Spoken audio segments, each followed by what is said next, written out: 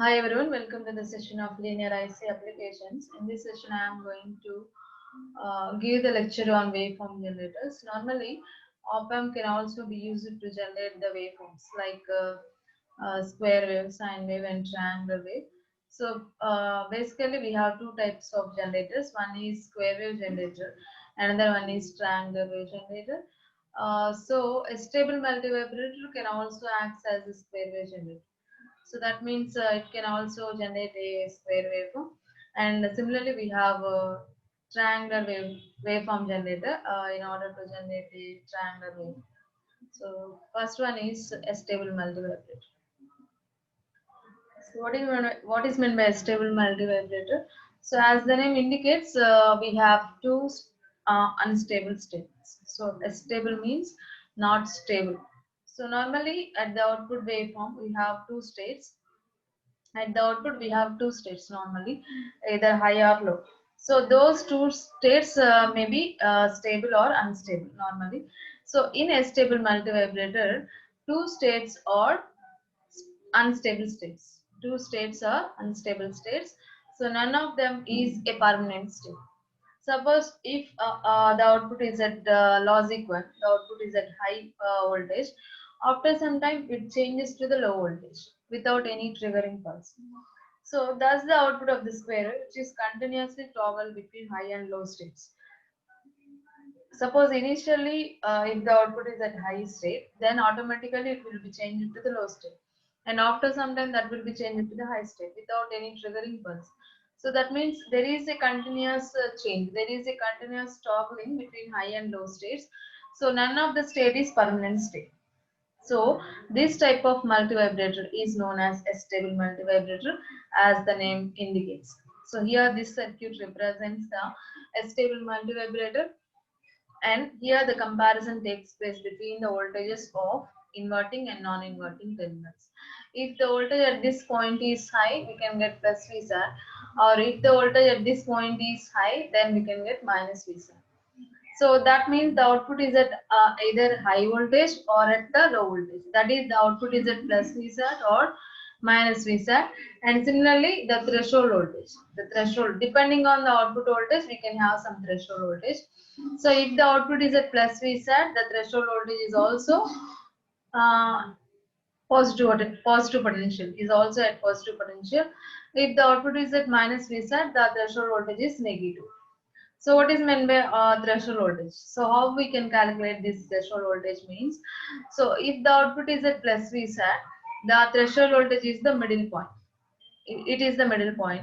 So if it is at plus VSAT, the middle point voltage becomes, if you apply the voltage divider rule, then the threshold voltage, that is Vt, is equal to initial voltage plus Vsat into opposite resistance R2 by total resistance, that is R1 plus R2. That is voltage divider rule. If you want to find out the middle voltage, and we are applying some voltage at the initial point, so then we can find out the middle voltage by using the voltage divider rule as Vt is equal to Vsat, that is initial voltage into opposite resistance by total resistance R2, Vsat into R2 by R1 plus R2. So Vsat is nothing but Vout. Vout may be plus Vsat or minus Vsat. Here the ratio R2 by R1 plus R2 is taken as beta. So that is Vt is equal to threshold voltage is equal to beta into Vout. So if the output is at plus Vsat, then Vt is equal to plus Vsat into R2 by R1 plus R2. Or if the Vt, if the output is at minus Vsat, then threshold voltage is also negative. So that is minus Vt is equal to R2 by R1 plus R2 into minus Vsat. If the output is positive, then threshold voltage is also positive. If the output is negative, threshold voltage is also negative. So, so that is the introduction of a stable multivibrator. So astable multivibrator అంటే మీకు నార్మల్గా అవుట్పుట్లో two states ఉంటాయండి, either high or low. So ఏదైతే states వస్తున్నాయో అవుట్పుట్లో, ఆ two states అనేవి పర్మనెంట్గా లేకపోతే అలాంటి టైప్ ఆఫ్ మల్టీవైబ్రేటర్ని ఏమంటారంటే ఎస్టేబుల్ మల్టీవైబ్రేటర్ అంటారు. సో ఇక్కడ ఎస్టేబుల్ అంటేనే దాని నేమ్లోనే ఉంది, స్టేబుల్ కాదు అని. ఏ స్టేట్ స్టేబుల్గా ఉండదు. సపోజ్ అవుట్పుట్ కనుక ఫస్ట్ హై స్టేట్ లో ఉందనుకోండి, లాజిక్ 1 ఉందనుకోండి, అండ్ అది ఏ ట్రిగరింగ్ పల్స్ ఇవ్వకుండానే అది లో స్టేట్ కి చేంజ్ అయిపోతుంది, హై నుంచి లోకి మారుతుంది. యాజ్ వెల్ యాజ్ మళ్ళీ కొంత టైం తర్వాత లో నుంచి హైకి మారుతుంది, అండ్ మళ్ళీ కొంత తర్వాత హై నుంచి లోకి మారుతుంది. అలా టాగ్లింగ్ అనేది జరుగుతుంది, హై నుంచి లో, లో నుంచి హై. ఏ స్టేట్ అనేది పర్మనెంట్ గా కొంత టైం, ఏ స్టేట్ అనేది ఉండదు పర్మనెంట్ గా, కొంత టైం తర్వాత స్టేట్ అనేది మారుతూ ఉంటుంది. కాబట్టి ఇలాంటి టైప్ ఆఫ్ మల్టీ వైబ్రేటర్స్ ఏమంటారంటే స్టేబుల్ మల్టీ వైబ్రేటర్స్ అంటారు. ఇది నార్మల్ గా మీరు ట్రాన్సిస్టర్స్ యూజ్ చేసి మీరు ఫైండ్ అవుట్ చేశారు అంతకుముందు. బట్ ఇక్కడ ఏంటంటే ట్రాన్సిస్టర్స్ లేకుండా ఆప్ ఆంప్ యూజ్ చేసి చేస్తాం. సో ఆప్ ఆంప్ యూజ్ చేస్తున్నప్పుడు నార్మల్ మీరు ఇక్కడ అబ్జర్వ్ చేస్తే here this figure represents the stable multivibrator, and the comparison takes place between these two terminals. Like suppose if the voltage at this point is more, the output is at minus Vsat. If the input at this point is more, then we can get plus Vsat. ఇక్కడ voltage కనుక మీకు ఎక్కువగా ఉంది అంటే output అనేది minus Vsat ఉంటుంది, ఇక్కడ voltage కనుక ఎక్కువ ఉంటే అవుట్పుట్ అనేది ప్లస్ Vsat వస్తుంది. So depending on the voltage at this terminals we can get the output. So ఎప్పుడు హై వస్తుంది, ఎప్పుడు లో వస్తుందో చూసాము. సో ఇక్కడ మీరు అబ్జర్వ్ చేస్తే ఇక్కడికి వచ్చే వోల్టేజ్ ఏదైతే ఉంటుందో ఇది అవుట్పుట్ నుంచి వస్తున్న ఫీడ్బ్యాక్, అలాగే ఇక్కడ కూడా ఫీడ్బ్యాక్ వస్తుంది. సో ఇక్కడికి వచ్చే వోల్టేజ్ ఏదైతే ఉంటుందో దీన్ని మనం రిఫరెన్స్ వోల్టేజ్ గా చూస్తాం. That is VT plus or minus VT, threshold voltage అండి, రిఫరెన్స్ వోల్టేజ్. సో ఇది ఎప్పుడు పాజిటివ్ ఉంటుంది అంటే అవుట్పుట్ కనుక మనకి ప్లస్ Vsat ఉంది, అవుట్పుట్ కనుక పాజిటివ్ ఉంటే ఈ రిఫరెన్స్ వోల్టేజ్ కూడా పాజిటివ్ ఉంటుంది. అవుట్పుట్ కనుక నెగిటివ్ ఉంటే ఈ రిఫరెన్స్ వోల్టేజ్ కూడా నెగిటివ్ ఉంటుంది. సో ఈ వోల్టేజ్ ఎంత అనేది మనం ఫైండ్ అవుట్ చేయాలి, ఎంత రిఫరెన్స్ వోల్టేజ్ వస్తుంది ఇక్కడికి అనేది మనం ఫైండ్ అవుట్ చేయాలి అంటే వోల్టేజ్ డివైడర్ రూల్ మీరు అప్లై చేసుకోవచ్చు. ఎలా అంటే ఇక్కడ సపోజ్ మీరు initial voltage V0 output voltage ఎంత ఉందనుకోండి, మిడిల్ వోల్టేజ్ ఎలా వస్తుందంటే initial voltage into opposite resistance by total resistance, that is Vout into R2 by R1 plus R2 అనేది ఇక్కడికి వచ్చే రిఫరెన్స్ వోల్టేజ్. సో అది ఇలా రిప్రజెంట్ చేస్తున్నారు, ఈ రేషియోని బీటాగా తీసుకుంటున్నారు.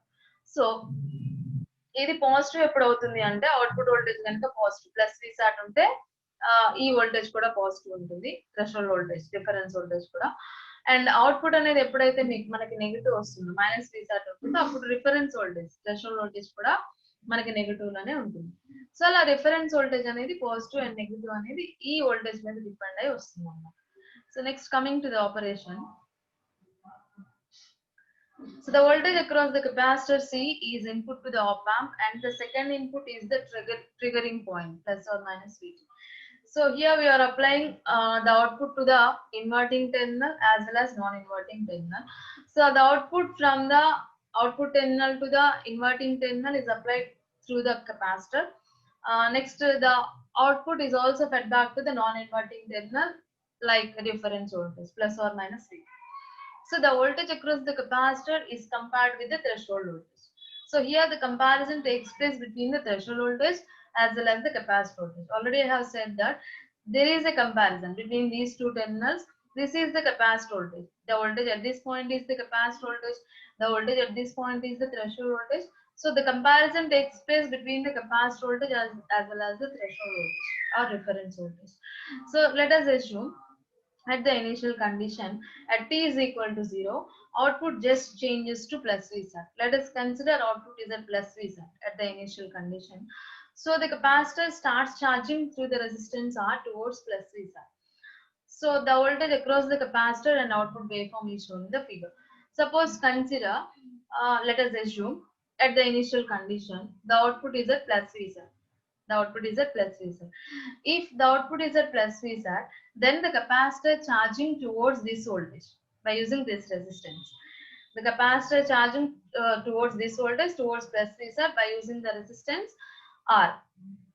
By using the resistance R, and here we have the voltage. Suppose the output is at plus Vsat, then the capacitor starts charging towards plus Vsat by the resistance R. So when the voltage across the capacitor is more positive, when the voltage across the capacitor is more positive with respect to VT, output state changes to minus Vsat. And here let us observe the output is at plus Vsat.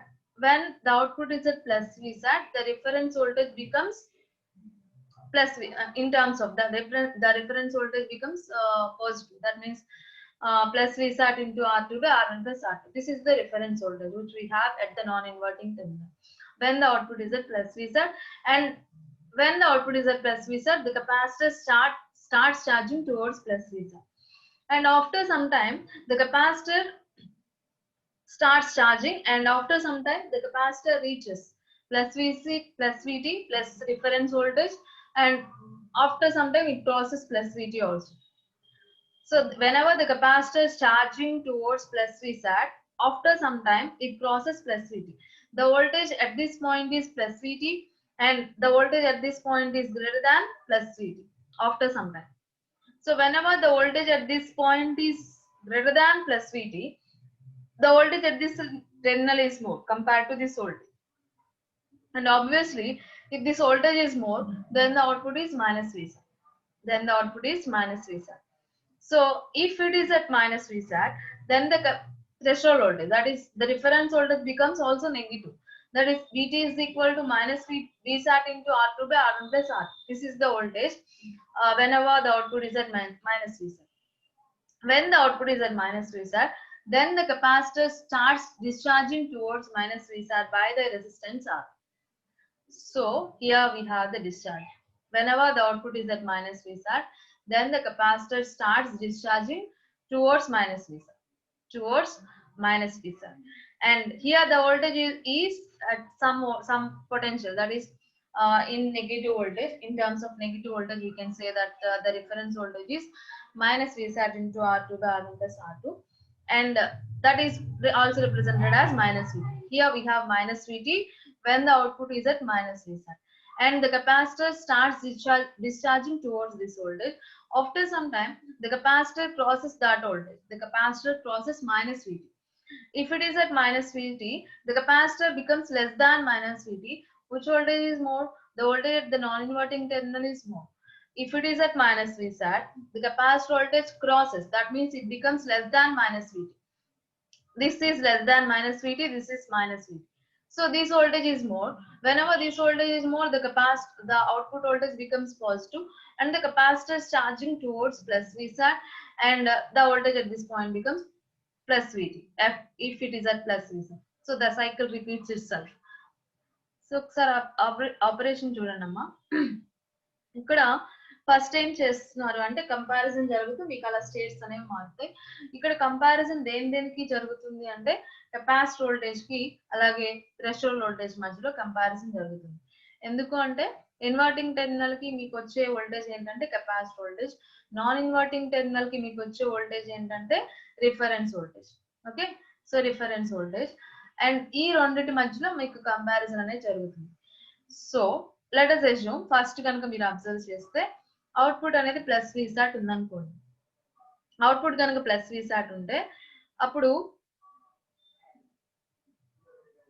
So output కనుక plus Vsat ఉంటే capacitor ఏం చేస్తుందండి, ఈ voltage కి charge అవ్వడం start అవుతుంది. ఇక్కడ resistance ని యూజ్ చేసుకొని ఈ వోల్టేజ్ కి ఛార్జ్ అవ్వడం స్టార్ట్ అవుతుంది. అండ్ ఇక్కడ అప్పుడు వోల్టేజ్ ఎంత ఉంటుంది, అవుట్పుట్ కనుక ప్లస్ Vsat ఉంటే, ఇక్కడ ఆల్రెడీ మీకు ఇనిషియల్ గా చెప్పాం, అవుట్పుట్ కనుక ప్లస్ Vsat ఉంటే రిఫరెన్స్ వోల్టేజ్ ఎలా ఉంటుందండి, పాజిటివ్స్ లో ఉంటుంది. అది కూడా ఎంత వోల్టేజ్ ఉంటుందంటే R2 by R1 plus R2 into plus Vsat అనే వోల్టేజ్ రిఫరెన్స్ వోల్టేజ్ గా ఇక్కడ మనకు వస్తుంది. ఇక్కడ ఎప్పుడైతే ప్లస్ Vsat ఉంటుంది. సో ప్లస్ Vsat అంటే ప్లస్ 15 అనుకోండి. ఇక్కడికి వచ్చే voltage suppose 7 volts positive voltage కాబట్టి ప్లస్ 7 volts అనుకోండి. సో ఇది ప్లస్ 15. కెపాసిటర్ ఏం చేస్తుంది అంటే ఈ వోల్టేజ్ కి ఛార్జ్ అవ్వడం స్టార్ట్ అవుతుంది. సో అంటే 0 నుంచి ఛార్జ్ అవ్వడం స్టార్ట్ అవుతుంది. 0 1 2 3 4 5 6 7. సో అలా ఛార్జ్ అవుతే ఒక సర్టన్ టైం తర్వాత 7 volts కి రీచ్ అయింది.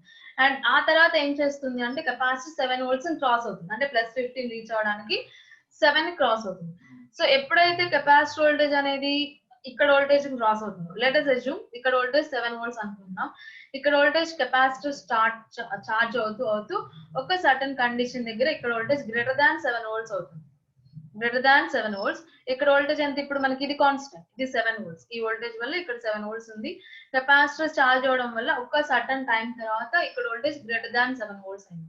సో ఇప్పుడు రెండు కంపేర్ చేసుకుంటుంది. ఇక్కడ వోల్టేజ్ అనేది గ్రేటర్ దాన్ 7 వోల్ట్స్, ఇక్కడ వోల్టేజ్ 7 వోల్ట్స్ అండి. సో ఏ వోల్టేజ్ ఎక్కువ అండి? ఇక్కడ వోల్టేజ్ ఎక్కువ ఉంది. సో ఇక్కడ వోల్టేజ్ ఎక్కువ ఉంది అంటే అవుట్పుట్ ఏమవుతుంది? మైనస్ Vsat వస్తుంది. సో ఎప్పుడైతే ఇది మైనస్ Vsat వచ్చిందో ఆటోమేటిక్ గా ఇక్కడ వోల్టేజ్ కూడా మారిపోతుంది. ఇక్కడ మైనస్ Vsat వచ్చింది అంటే థ్రెషోల్డ్ వోల్టేజ్ ఏమవుతుందండి? మైనస్ Vsat వస్తే అవుట్పుట్ అనేది మైనస్ Vsat ఉంటే థ్రెషోల్డ్ వోల్టేజ్ కూడా ఏంటి? నెగటివ్స్ లోకి వస్తుంది. సో నెగటివ్ వోల్టేజ్ అంటే R2/R1 + R2 × మైనస్ Vsat. ఇంత వోల్టేజ్ అనేది ఈ థ్రెషోల్డ్ వోల్టేజ్ గా ఇక్కడ మనకి అపియర్ అవుతుంది, రిఫరెన్స్ వోల్టేజ్. సో ఇప్పుడు నెగటివ్ వోల్టేజ్ వచ్చింది ఇక్కడ, సపోజ్ -7 అనుకోండి. ఇప్పుడు అవుట్పుట్ మైనస్ Vsat కి చేంజ్ అయింది. ఇక్కడ మీకు వేవ్ ఫామ్ అబ్జర్వ్ చేస్తే ప్లస్ Vsat ఉన్నప్పుడు కెపాసిటర్ అనేది ఛార్జ్ అవుతుందండి. ఎప్పుడైతే కెపాసిటర్ అనేది ప్లస్ VT అంటే 7 వోల్ట్స్ ని క్రాస్ అయిందో, క్రాస్ అవడానికి ట్రై చేసిందో, వెంటనే అవుట్పుట్ అనేది మైనస్ Vsat కి మారుతుంది.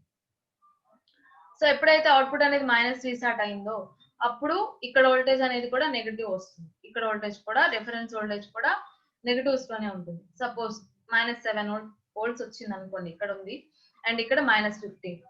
అండ్ కెపాసిటర్ అనేది ఏమవుతుందండి? ఇక్కడ మైనస్ Vsat ఉంది కాబట్టి కెపాసిటర్ డిశ్చార్జ్ అవ్వడం స్టార్ట్ అవుతుంది ఈ వోల్టేజ్. సో కెపాసిటర్ ఈ రెసిస్టెన్స్ ద్వారా డిశ్చార్జ్ అవుతుంది. అండ్ ఇక్కడ వోల్టేజ్ ఇప్పుడు ఎంత మనకి? -7. ఇక్కడ వోల్టేజ్ అనేది డిశ్చార్జ్ అవుతుంది. సో ఫస్ట్ 7 దగ్గర ఉంది కదా ప్రీవియస్ గా. సో 7, 5, 4, 0, -1, -2, -4, -7 అలా డిశ్చార్జ్ అవుతుంది. సో ఎప్పుడైతే -7 రీచ్ అయిందో ఇక్కడ ఆటోమేటిక్ గా -7 ఉంది.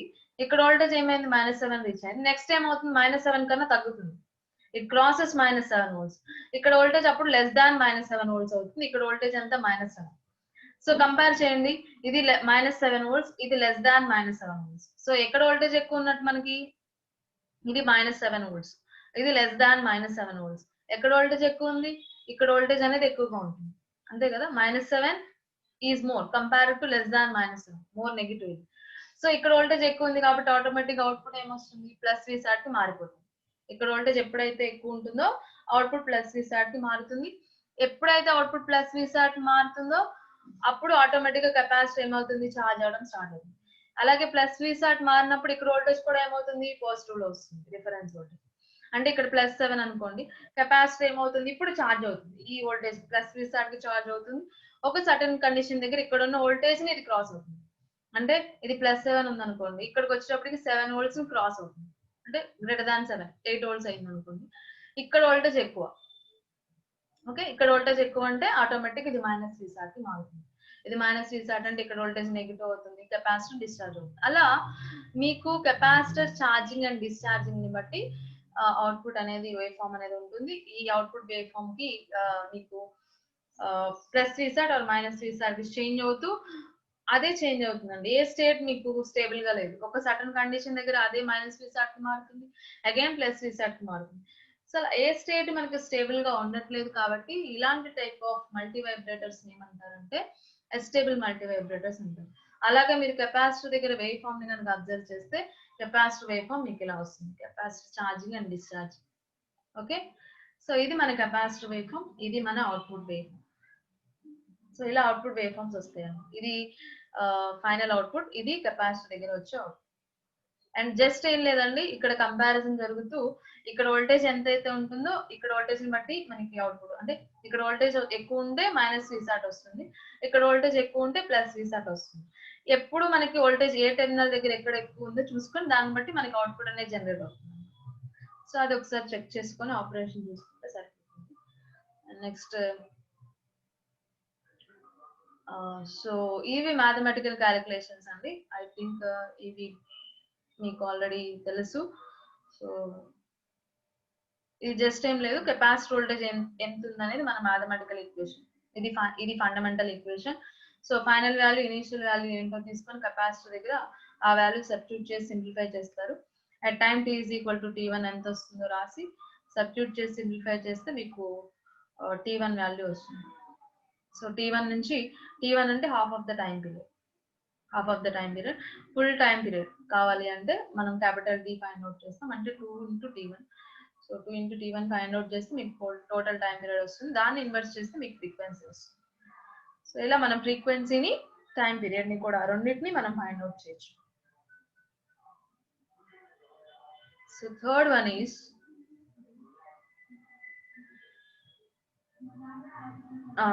second topic is triangular wave generated using op-amp. So in a similar manner, we can also generate a triangular waveform by using an op-amp. So here we have two methods. That means we can use a square wave generator and an integrator.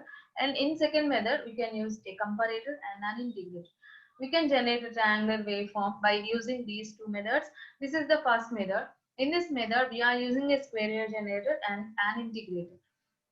So here the output of the square wave generator is connected to the input of the integrator. Already we know if the square waveform is integrated, then that will be changed to the triangular wave. If the square waveform is integrated, then that will be changed to the triangular waveform. Or else if the square waveform is differentiated, then that will be changed to the higher spikes, that is positive and negative spikes we can get. So in order to get the triangular waveform, we are using an integrator, and for the integrator we are applying some square wave. So that square wave is integrated, and finally we can get some triangular waveform at the output of the triangular waveform generator. So here we have an integrator. For the integrator, we should apply some square wave. In order to apply the square waveform, we are using a square wave generator. Like this is the stable multivibrator. Already we discussed. So this is the stable multivibrator. Without giving any input, in this case, we can generate a square wave. So that's why this type of generator is known as square wave generator. It also, by the use of R1 and R2 resistances, we can have some internal operation, and by that internal operation, by the comparison of these two terminals, we can get the square waveform. We can get the square waveform, and that output of square wave generator is applied as input to the integrator, and finally the integration operation is performed, and we can get the triangular waveform. So the output of the integrator is a triangular waveform, and if it is a square waveform, if its input is a square waveform. So this means that triangular wave generator using op-amp can be formed by simply connecting the integrator to the square wave generator as shown in the figure. Basically, triangular wave is generated by alternatively charging and discharging a capacitor with a constant current. So basically, the triangular wave generator is generated by using a charging and discharging of the capacitor. This is achieved by connecting the integrated circuit at the output of the square wave generator. So let us consider at the initial stage the output is a plus VSAT. The output of the square wave generator is a plus VSAT. So this forces the capacitor. This forces the capacitor to charges negatively in negative direction. So that means it forces the capacitor to discharge. That means we can get some negative ramp. Here we can get some output wave. So suppose thus we have some output that is plus VSAT. This is the square wave output, and whenever the output is at plus VSAT, the capacitor discharges. And we can have some negative ramp. And similarly, when the output is at negative, when the output of square wave generator is at minus VSAT, then the capacitor charges. Linearly, and we can get some positive ramp. The combination of negative ramp and positive ramp gives the total output of triangular wave. So triangular wave ni ela generate chestarante ikkada meer observe cheyandamma. So first manam two methods lo triangular wave ni generate cheyochu. First method entante square wave generator, integrator. ఇవి రెండింటిని use చేసి triangular wave generate చేసుకోవచ్చు. ఇంకొక method ఏంటంటే comparator ని use చేస్తాం, integrator ని use చేస్తాం. ఆ రెండింటిని కంబైన్ చేసి ట్రయాంగులర్ వేవ్ ని జనరేట్ చేసుకోవచ్చు. ఇది మన ఫస్ట్ మెథడ్. సో ఆల్రెడీ మనకి తెలుసు ఇంటిగ్రేటర్ అంటే ఏం చేస్తుంది, ఇంటిగ్రేషన్ చేస్తుంది. మ్యాథమెటికల్ గా చెప్పాలి అంటే మీరు ఇన్పుట్ ఏదైనా ఇచ్చారనుకోండి, విఎన్, అవుట్పుట్ ఏమొస్తుంది, ఇంటిగ్రల్ ఆఫ్ విఎన్ వస్తుంది, integral of input signal, that is V in mathematical గా. సో మనకి వే ఫార్మ్స్ లో చెప్పాలి అంటే ఎలా చెప్పచ్చు అంటే, సపోజ్ మీరు స్క్వేర్ వేవ్ ని కనుక ఇంటిగ్రేటర్ అప్లై చేస్తే, అంటే స్క్వేర్ వేవ్ కనుక ఇంటిగ్రేట్ అయితే అది ఎలా చేంజ్ అవుతుందంటే ట్రయాంగులర్ వేవ్ గా చేంజ్ అవుతుంది. అదే స్క్వేర్ వేవ్ ని కనుక మీరు డిఫరెన్షియేట్ చేస్తే మనకి స్పైక్స్ వస్తాయి, పాజిటివ్ అండ్ నెగిటివ్ స్పైక్స్ వస్తాయి. సో ఇది మన ఫండమెంటల్ ఫామ్, అండ్ దాన్ని యూజ్ చేసుకొని మనం ఒక ట్రయాంగులర్ వేవ్ జనరేట్ చేస్తున్నాం. అంటే ఇప్పుడు మనకి ఇంటిగ్రేటర్ కి అవుట్పుట్, ఇంటిగ్రేటర్ కనుక మనం స్క్వేర్ వేవ్ ని ఇన్పుట్ గా ఇవ్వగలిగితే దాని అవుట్పుట్ ఏమొస్తుంది, మనకి ట్రయాంగులర్ వేవ్ వస్తుంది. సో అంటే ఇంటిగ్రేటర్ కి ఇప్పుడు మనం ఏమి ఇవ్వాలి, స్క్వేర్ వేవ్ ని ఇవ్వాలి. సో స్క్వేర్ వేవ్ డైరెక్ట్ గా మనం అప్లై చేయకూడదు, బికాస్ ఇదే జనరేట్ చేయాలి. ట్రయాంగులర్ వేవ్ అంటే దానంతట అదే ఓన్ గా జనరేట్ చేయాలి. కాబట్టి ఇప్పుడు ఈ స్క్వేర్ వేవ్ కూడా దానంతట అదే ఓన్ గా జనరేట్ చేసేది ఏముంది, మనకి ఎస్టేబుల్ మల్టీ వైబ్రేటర్ ఉంది. ఎస్టేబుల్ మల్టీ వైబ్రేటర్ మీరు ఇన్పుట్ ఇవ్వలేదు, బికాస్ మీరు చూడండి ఇన్వర్టింగ్ టెర్మినల్ మీరు గ్రౌండ్ చేశారు, నాన్ ఇన్వర్టింగ్ టెర్మినల్ కూడా గ్రౌండ్ చేశారు. ఎలాంటి విఐ మనం ఇక్కడ ఇవ్వలేదు, ఏసీ సిగ్నల్ ఏమి అప్లై చేయలేదు. సో ఇవ్వకుండానే మనకి ఈ టూ టెర్మినల్స్ దగ్గర కంపారిజన్ జరుగుతూ ఈ రెసిస్టెన్స్ వల్ల మనకి అవుట్పుట్ లో స్క్వేర్ వేవ్ అనేది జనరేట్ అవుతుంది.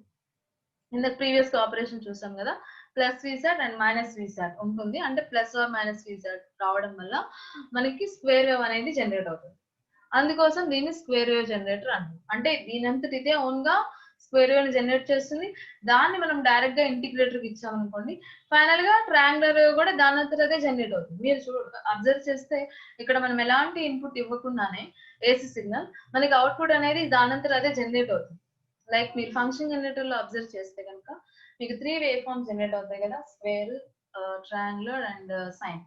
సో అవి ఫంక్షన్ జనరేటర్ జనరేట్ చేస్తుంది. అలా జనరేట్ చేయడానికి ఇంటర్నల్ గా ఏం యూజ్ చేస్తున్నారంటే ఇలా మనం యూజ్ చేస్తాం. ఈ డివైస్ ని యూజ్ చేయడం వల్ల దానంతట అదే వేవ్ ఫామ్ ని జనరేట్ చేస్తున్నాం.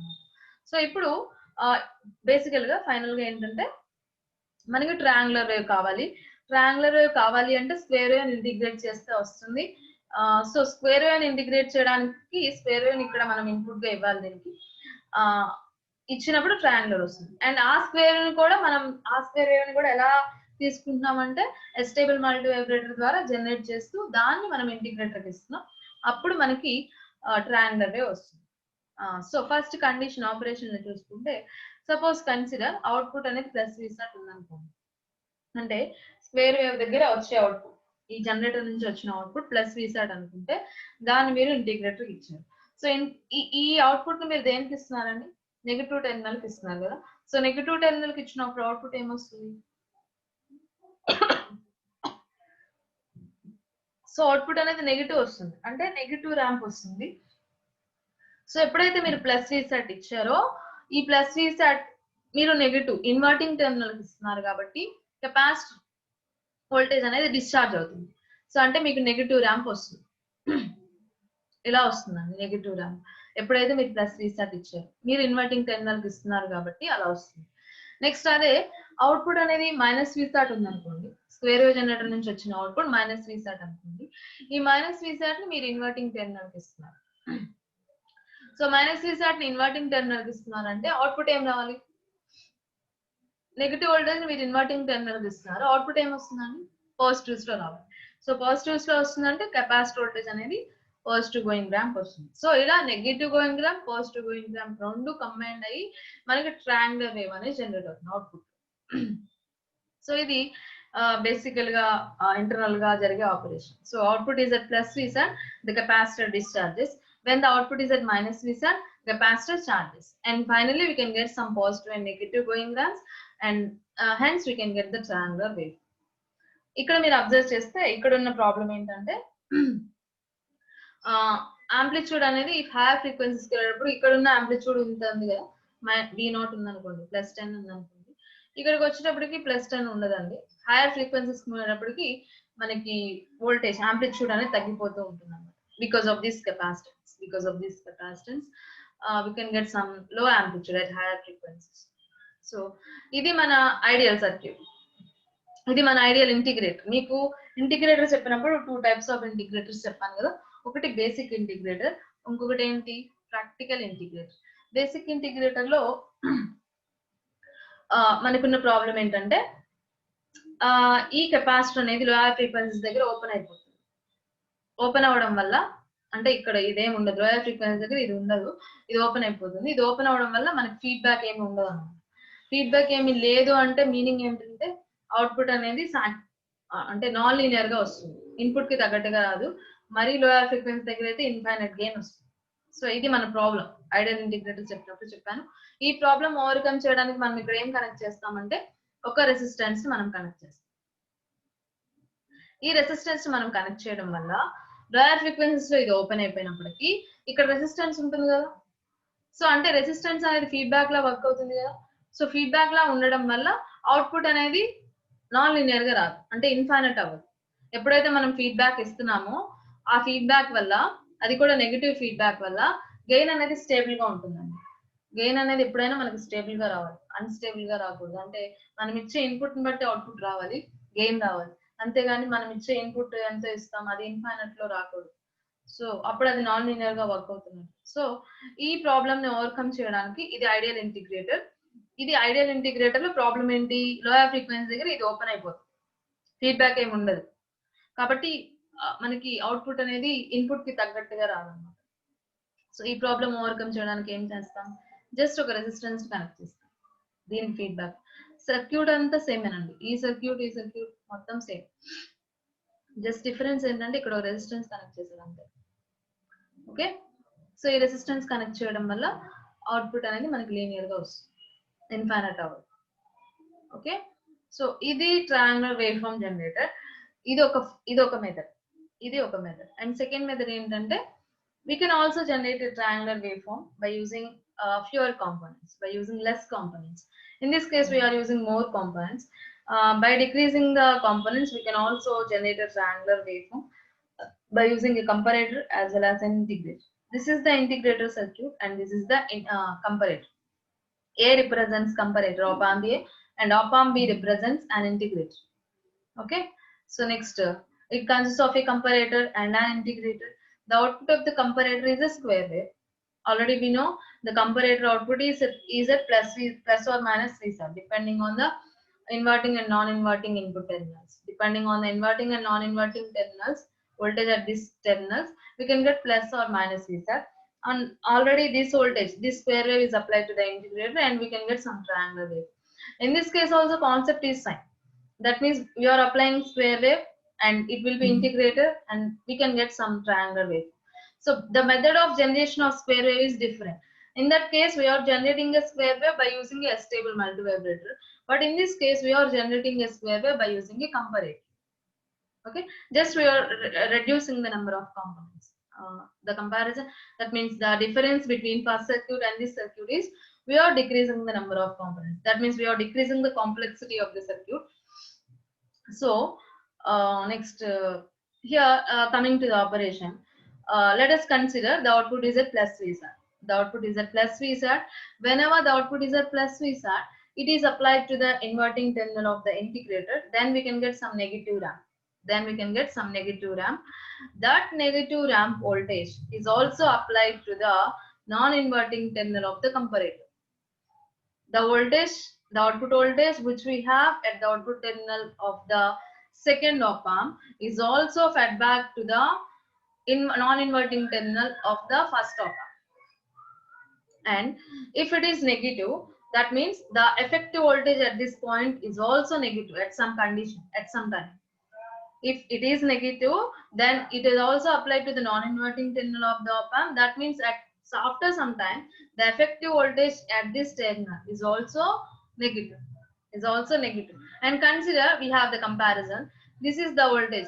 The inverting voltage is at 0 volts because it is connected to ground. If it is connected to ground, the voltage at this point is 0 volts, and the voltage at this point becomes negative. Whenever we can get some negative ramp. That means it crosses 0 volts. If it is 0 volts, it is less than 0 volts. Which voltage is more? The voltage at this point is more because it is 0 volts, it is less than 0 volts. If it is 0 volts, that means the voltage at this point is more, then we can have some minus V sat. If it is at minus V sat, then this is applied to the inverting terminal of the integrator. If it is at minus Vsat, then the output will be positive. Negative voltage is applied to the inverting terminal means we can get some positive voltage. That is, we can get some positive ramp. If it is positive ramp, the voltage is also applied to the non-inverting terminal. If it is positive ramp, at certain condition, it is 0 volts, it is greater than 0 volts. It is 0 volts, it is greater than 0 volts, positive voltage. So, a comparison takes place. The voltage at this point is more and output is plus Vc. Output is plus this is 0 volts, this is 0 volts, this is greater than 0 volts. The voltage at this point is more and we can get some plus Vsat. That is also again applied to the inverting terminal of the op amp, and finally we can get negative ramp. That's why we can get some triangular waveform at the output. If it is plus Vsat, we can get some negative ramp, and after some time the potential, the voltage is also applied to the non-inverting terminal of the first op amp. The effective voltage becomes less than 0 volts, less than 0 volts, less than 0 volts, negative voltage, and the voltage at this point is more. We can get some negative saturation voltage, and that is applied to the inverting terminal. We can get some positive sat, and it is applied to the non-inverting terminal. So the cycle repeats itself. ఇక్కడ మీరు operation చూస్తే అమ్మా, ఇది first లో మనం అంటే ఈ wave form ని అంటే ఈ సర్క్యూట్ ని యూజ్ చేసి కూడా వేవ్ ఫామ్ ని జనరేట్ చేసుకోవచ్చు. ఇక్కడ మీరు అబ్జర్వ్ చేసుకుంటే ఇక్కడ ఉన్న కాంపోనెంట్స్ ని తగ్గించుకుంటూ ఈ సర్క్యూట్ డిజైన్ చేశారు. ఇలా కూడా మనం ట్రయాంగులర్ వేవ్ జనరేట్ చేయొచ్చు. ఇక్కడ మనం కంపరేటర్ ని అలాగే ఇంటిగ్రేటర్ ని యూజ్ చేస్తున్నాం. Comparator and integrator. So operation చూసుకుంటే కాన్సెప్ట్ సేమేనండి. ఇంటిగ్రేటర్ కి మనం స్క్వేర్ వేవ్ ఇస్తే ఇది ట్రయాంగులర్ వేవ్ ని జనరేట్ చేస్తుంది. ఇప్పుడు మనకి స్క్వేర్ వేవ్ కావాలి.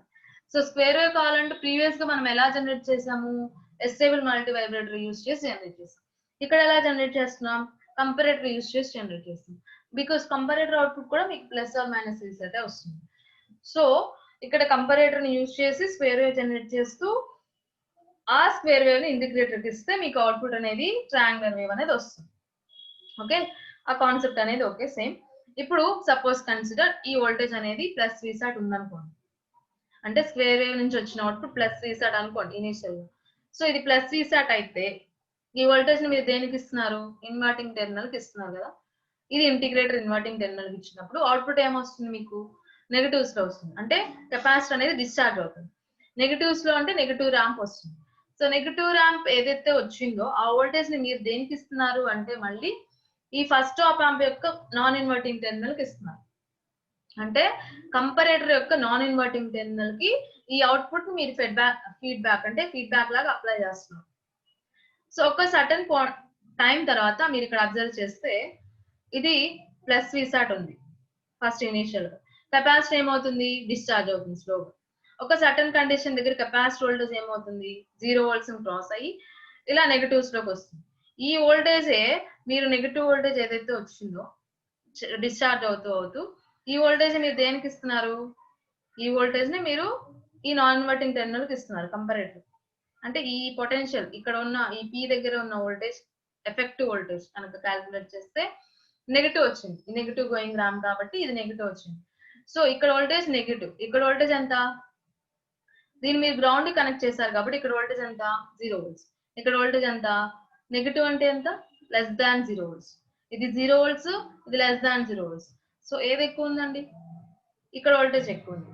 ఓకే, సో ఇక్కడ వోల్టేజ్ ఎక్కువ ఉంది అంటే ఆటోమేటిక్ గా ఈ టెర్మినల్ దగ్గర వోల్టేజ్ ఎక్కువ ఉంటే అవుట్పుట్ ఏమొస్తుంది? మీకు మైనస్ Vsat వస్తుంది. సో ఎప్పుడైతే మైనస్ Vsat వచ్చిందో ఆటోమేటిక్ ఈ మైనస్ Vsat ని మీరు ఇన్వర్టింగ్ టెర్మినల్ కి ఇస్తారు. నెగటివ్ ని మీరు ఇన్వర్టింగ్ టెర్మినల్ కి ఇస్తున్నారంటే అవుట్పుట్ ఏమొస్తుంది? పాజిటివ్స్ లో వస్తుంది. అంటే కెపాసిటర్ అనేది ఛార్జ్ అవడం వల్ల పాజిటివ్ గోయింగ్ ర్యాంప్ వస్తుంది. అంటే ఇలా వస్తుంది. నెగటివ్ ఉంది, capacitor charge, positive going ramp వస్తుంది. సో పాజిటివ్ గోయింగ్ ర్యాంప్ అంటే 0 volts క్రాస్ అవుతుంది. అంటే ఈ వోల్టేజ్ ని మీరు ఇక్కడ అప్లై చేస్తున్నారు. సో పాజిటివ్ వోల్టేజ్ ఈ టెర్మినల్ కి ఇస్తున్నారు. ఇక్కడ వోల్టేజ్ కాన్స్టెంట్ 0 volts. ఇక్కడ వోల్టేజ్ ఏమైంది? ఇప్పుడు పాజిటివ్ వోల్టేజ్ అంటే గ్రేటర్ దాన్ 0 volts అయింది. ఇప్పుడు కంపారిజన్ చేసుకుంటుంది. ఇక్కడ 0 volts ఉంది, ఇక్కడ గ్రేటర్ దాన్ 0 volts ఉంది. ఏ వోల్టేజ్ ఎక్కువ? ఈ టెర్మినల్ దగ్గర వోల్టేజ్ ఎక్కువ. సో ఈ టెర్మినల్ దగ్గర వోల్టేజ్ ఎక్కువ ఉంది అంటే ఆటోమేటిక్ అవుట్పుట్ ఏమొస్తుందండి? ప్లస్ Vsat వస్తుంది. సో ప్లస్ Vsat వచ్చింది, ఇది ఇన్వర్టింగ్ టెర్మినల్ కి ఇస్తారు.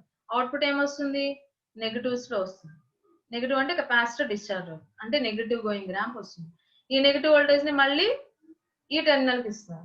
ఇక్కడ వోల్టేజ్ 0 volts, ఇక్కడ వోల్టేజ్ నెగిటివ్, ఇది ఎక్కువ 0 volts ఎక్కువ, ఇది నెగిటివ్ వోల్టేజ్ కాబట్టి ఆటోమేటిక్ ఇక్కడ వోల్టేజ్ ఎక్కువ కాబట్టి మైనస్ వీసాట్ అంటే మళ్ళీ ఇది ఇన్వర్టింగ్ టెర్మినల్ కి ఇస్తున్నారు, మైనస్ ఇన్వర్టింగ్ టెర్మినల్ కి ఇస్తున్నారు అంటే అవుట్పుట్ పాజిటివ్ వస్తుంది. కెపాసిటర్ అనేది ఛార్జ్ అవుతూ పాజిటివ్ గోయింగ్ ర్యాంప్ వస్తుంది. అగైన్ మళ్ళీ దీనికి ఇస్తారు. సో ఇక్కడ కంపారిజన్ జరుగుతుంది. సో అలా మీకు positive and negative saturation voltage వస్తాయి. కెపాసిటర్ అనేది ఛార్జింగ్ అండ్ డిశ్చార్జ్ అవడం వల్ల మీకు positive going ramp, negative going ramp రావడం వల్ల ఫైనల్ గా ట్రయాంగులర్ వేవ్ ఫామ్ అనేది జనరేట్ అవుతుంది. ఓకే, సో అలా మనం ట్రయాంగులర్ వేవ్ ని 2 మెథడ్స్ లో మనం జనరేట్ చేయొచ్చు.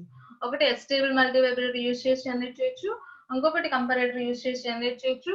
కాంప్లెక్సిటీ మీకు తగ్గాలి, కంపోనెంట్స్ మీకు తగ్గించుకోవాలి అంటే కంపారేటర్ ని యూజ్ చేసి మీరు జనరేట్ చేయొచ్చు. అదర్వైజ్ ఎస్టేబుల్ మల్టీ వైబ్రేటర్ ని కూడా యూజ్ చేసి స్క్వేర్ వేవ్, ట్రయాంగులర్ వేవ్ ని మనం జనరేట్ చేస్తాం. అండ్ నెక్స్ట్ దీనికి ఆంప్లిట్యూడ్ అండ్ ఫ్రీక్వెన్సీ క్యాలిక్యులేషన్స్ కూడా చేస్తామండి.